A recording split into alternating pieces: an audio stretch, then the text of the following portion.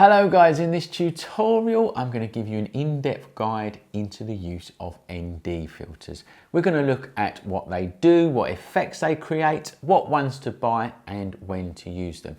If you are looking at using ND filters for long exposure photography, this tutorial is for you.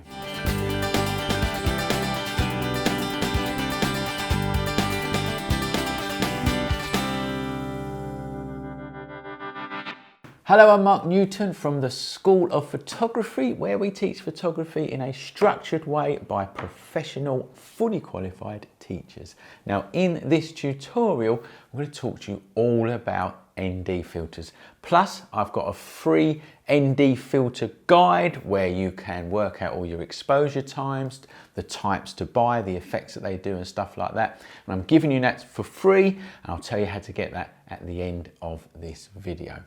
So what do ND filters do? Well, they help you to create images like this, and this, and this. So an ND filter acts like sunglasses would to your eyes. It blocks light from coming into the lens, just like sunglasses would block light coming into your eyes. And ND stands for neutral density. And what that means is it blocks the light coming into your lens in a neutral way. It doesn't change the color of the light as it enters the lens. So why would you want to block light coming into your lens? Because light's good, right? It helps you to create the image. You need light to create an image. Well, when you block light coming into your lens, you're forced to expose to light for a longer period of time. So you let in the same amount of light, but over a longer period of time. Now I'm going to demonstrate this to you using water. Okay, let me explain what we're going to do now. I've got here two jugs that contain 500 milliliters of water. That is a pint, depending on where you are in the world. And this water is now representing the light that we need. This cylinder here is representing a camera without an ND filter on. And at the top of it, I've got a funnel with a nice big hole. This cylinder here is representing the camera that's got an ND filter on it here. And in this one, I've got a funnel and it's got a nice small hole. And what I'm going to do is I'm going to pour the light or the water into these cylinders, and we're going to see the flow rate is going to be different between the two. So here we go. Let's pour it in.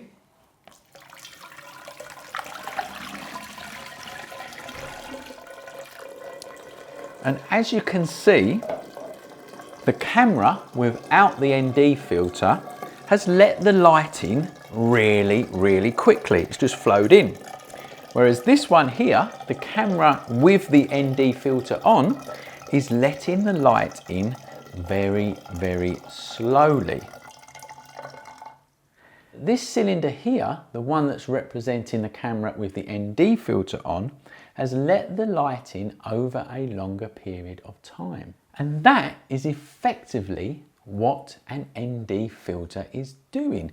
It's stopping the light coming into your camera so that you can let it into the camera very slowly. You're still letting in the same amount of light. It's just over different periods of time. So now let's look at some pictures. Here is a normal picture. This picture was taken at 1/30th of a second using a tripod, and what you can see is the ripples in the water and the clouds in the sky, and everything looks quite clear. Everything has been frozen for a fraction of a second. And this shot here was taken just after that one, but using a 10-stop ND filter.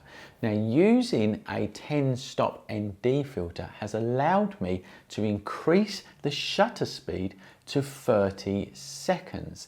So I've still exposed the picture to the same amount of light, but this one here has been exposed over a longer period of time.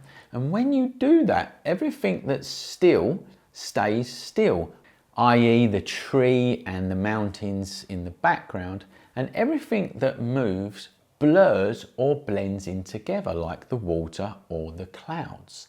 This shot has also been adjusted in Lightroom to boost up them colours. Now I've got loads of tutorials on Lightroom. I'll put a link to it here for you. Now let's look at both of these shots together. The one on the left there has been shot at 1/30th of a second. The one on the right, 30 seconds with a 10-stop ND filter.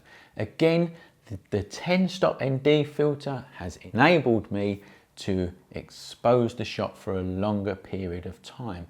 I also want you to notice here that it's only the shutter speed that has changed. The ISO and the aperture has stayed the same. And you have to do that when you're doing long exposure photography. You work in fully manual.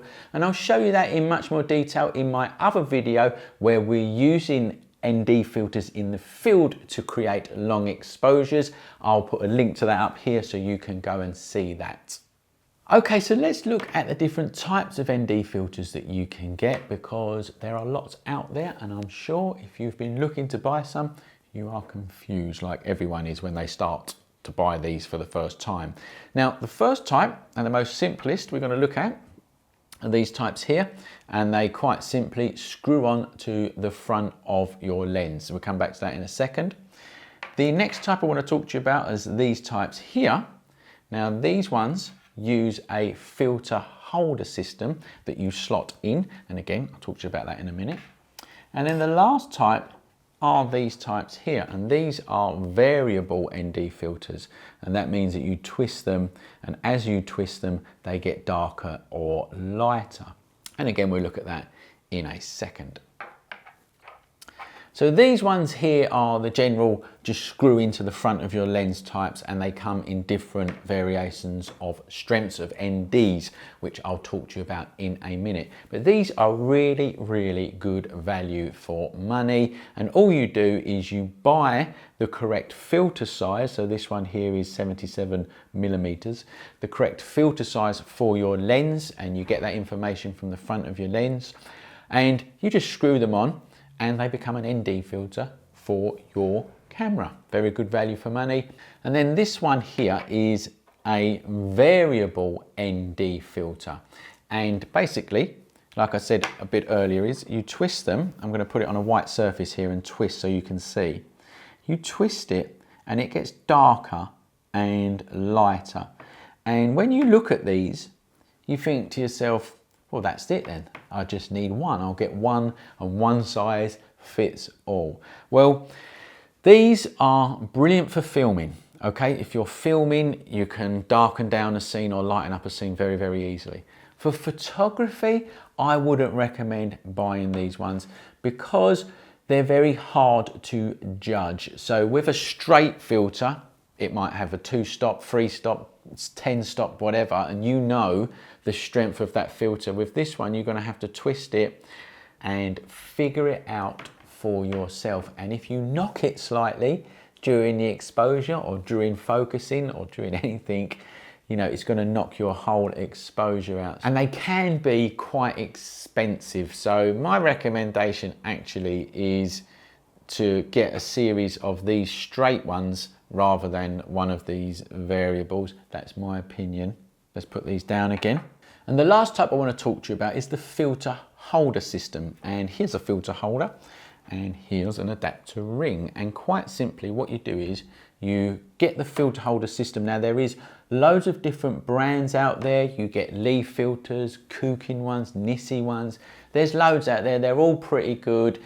They're more expensive, but if you're going to become a bit more serious at this type of photography, then it might be an investment that you want to make. So let's look at how the filter system works. Firstly, you need to get an adapter ring for the lens size that you've got. And what I mean by that is the filter size, the front circumference, and that will be, like I said earlier, on your lens. So this one is an 82mm filter size, and this is an 82mm adapter ring. And you quite simply screw it on to the front of your lens. Okay, and then you get this filter holder, and it clips onto the front like that. And then you get your filters. So here I've got a 10 stop ND filter, and just to sort of put it into perspective, you can't even see through that. You can very hardly see through it. That is a 10 stop ND filter. And I'm going to slot this now into my filter holder system, just like that. Okay. Now, the other benefit with using these filter systems is that you can use them in conjunction with other filters. For instance, grad filters. So let's just show you that now. So here is a soft grad filter. I'm going to talk to you about these in a minute, but if I just slot that in, I can now use 2 filters at once. And that is another benefit to the filter holder system. So let's look at these graduated filters, and I'm going to put a couple here like this. I've got a soft grad here and a hard grad here. Now basically you would use a hard grad when you've got a hard horizon line such as a seascape, and you would use a soft grad when you've got a soft horizon line like trees or something like that. So now let's look at an example where we've used a hard grad filter in a shot.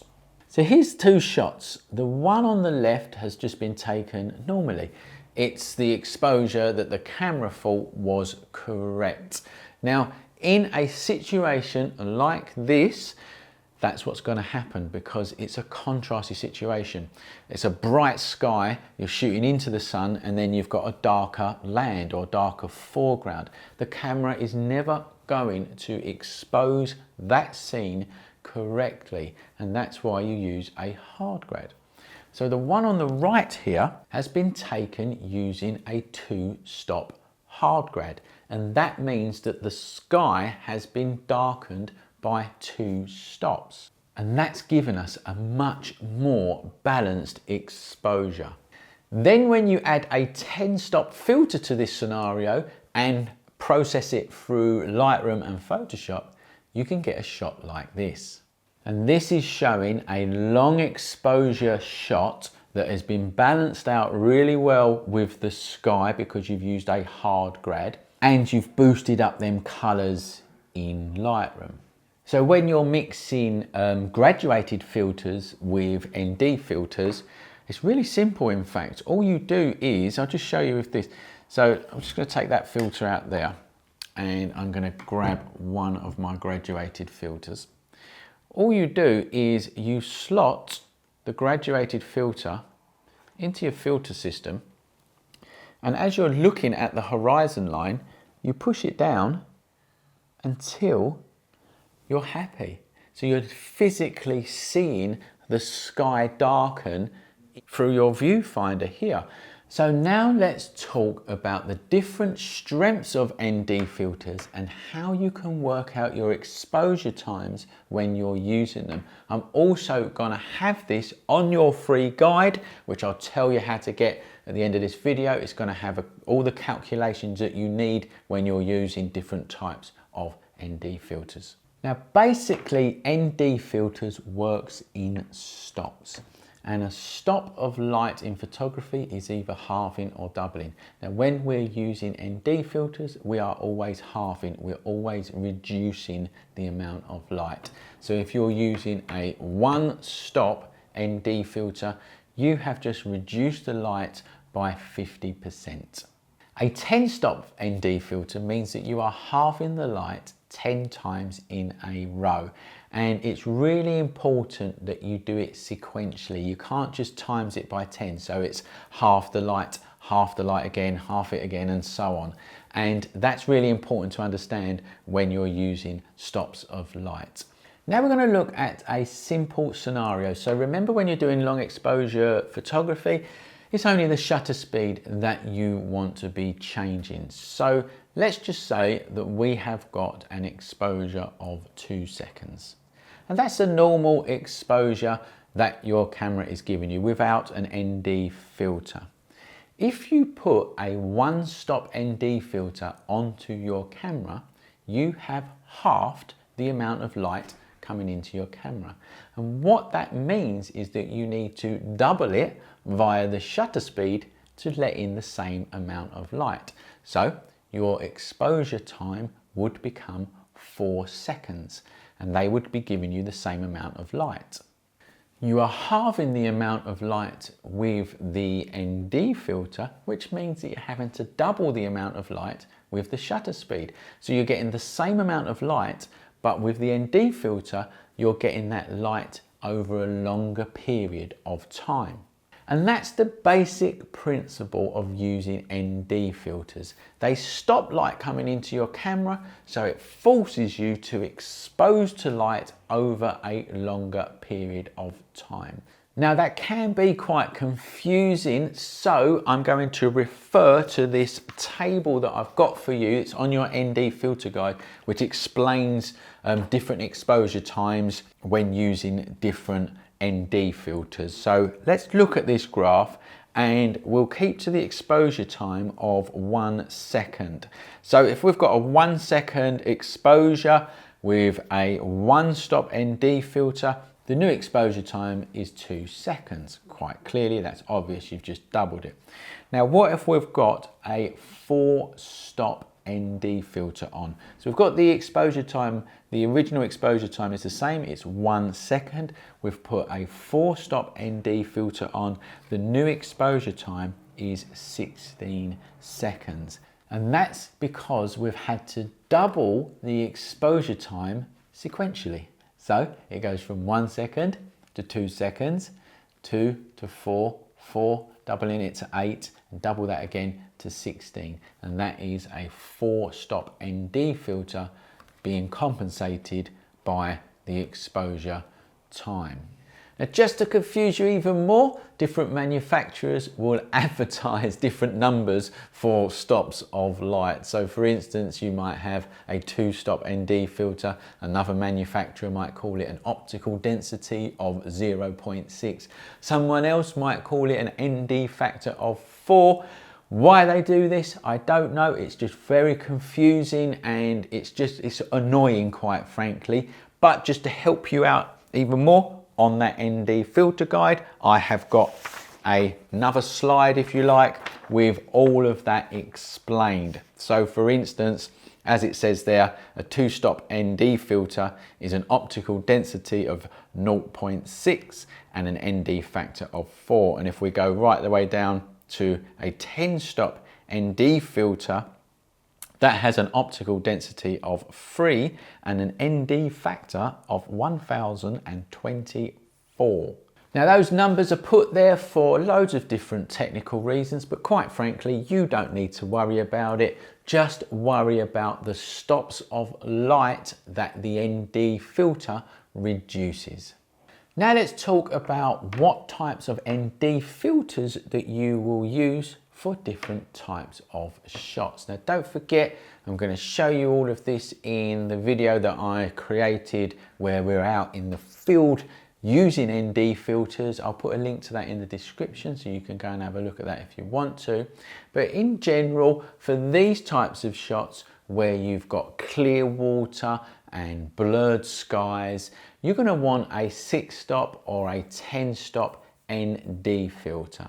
And you're going to need an exposure time of around 30 seconds up to 4 minutes, say. The higher stop filters will enable you to get those types of shots. Now for shots like this, you might only need a 2-stop ND filter because this was taken at 1/15 of a second. This shot is what's called a panning shot, and it was taken in the middle of the day. So it was very bright, and to get a panning shot you need a slightly long exposure, not like 30 seconds like the ones previously, like 1/15 of a second, as you can see from this picture.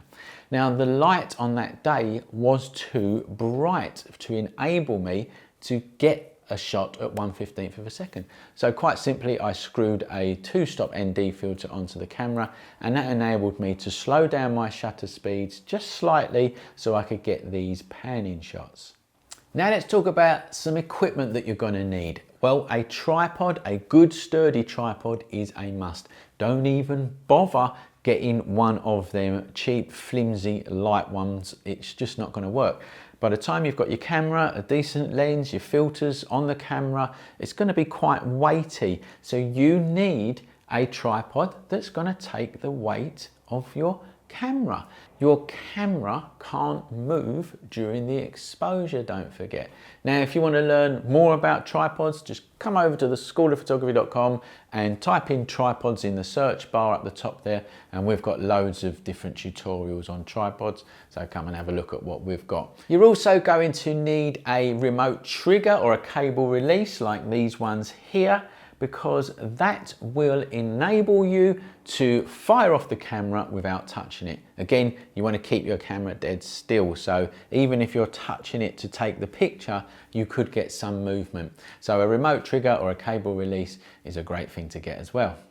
Then of course you're going to need some ND filters, which I've spoken to you about previously. Now my recommendation is this: if you're just starting out and you don't want to spend loads of money, then just get yourself some of these ones here that just screw on the front of your lens. These are about 10 or 15 pound each. They're really cheap, and you can get 10 stop ones, 6 stop ones and stuff like that. Screw them onto the front of your lens, do some long exposure photography. They're really good value for money, and it's just a good starting point. Then if you're going to take this a bit more seriously and it's something that you're going to do a lot in the future, it might be worth investing in a filter holder system. Now there are lots of different types out there. I'm not here, this video is not about telling you which one is the best type, because they're all going to be different for different people. But they are very good, robust systems where you can mix filters together, like the 10 stop filters with the grad filters and stuff like that. Then of course, like I said before, you've got the variable ND filters, which I find brilliant for filming but not great for photography. You are going to have to figure that out. That's my opinion, okay? That is my opinion, and I've done this for years, but I don't like the variable ND filters for photography. So when is the best time to use ND filters? You know, when are you going to get the maximum results? Now, of course, you can use them at any time, all right? And experimenting is a good thing, and I encourage you to do that. But in general, if you want that kind of clear, crisp glass look on water, you want the water to just be rippling, just like that. Big waves crashing up against rocks is not going to give you that glass look. It will give you a kind of misty look though, and again, like I say, experimenting is good, but that clear glass look, you just want a slight ripple in the water. Clouds in the sky, if it's a grey day, like a solid grey sky, then you're not really going to see them streaking of the clouds. So it's nice to have just a few clouds in the sky, just to give you that streakiness into the sky. Sunsets are a good time, and sunrises are a good time when you're doing landscapes, for obvious reasons, because the light is better. And using ND filters in the middle of the day, even a 10 stop ND filter in the middle of the day when it's really bright, still might not give you that 30-second exposure time that you're going to want to need for, you know, that glass look of the water, because it's simply too bright. So be aware of that. Even if you've got a 10 stop filter on, you might not get the effect that you want because there might be too much light around. So sunsets and sunrises are better because there's less light outside. And that is an in-depth guide into ND filters. Now don't forget, I've got this all on a downloadable PDF with exposure times, the ND factors and everything like that, everything that I've told you in this video, so that you can print it out and keep it with you. It's a really great reference guide. That is for free and it's in the description of this video. Go and grab that. Also, don't forget, we've got a whole video series of using these filters out in the field, taking great photography with them. Again, the link for that will be in the description of this video. Now, if you've liked this video, please like it, share it with your friends, subscribe to our channel, hit that bell button, all of them things, you know what to do. If you don't do them things, we can't bring you this great stuff. So please do it. We appreciate every subscription we get and every like we get, and you know, we love you all for it. Thanks for watching, and remember, learn more at the School of Photography.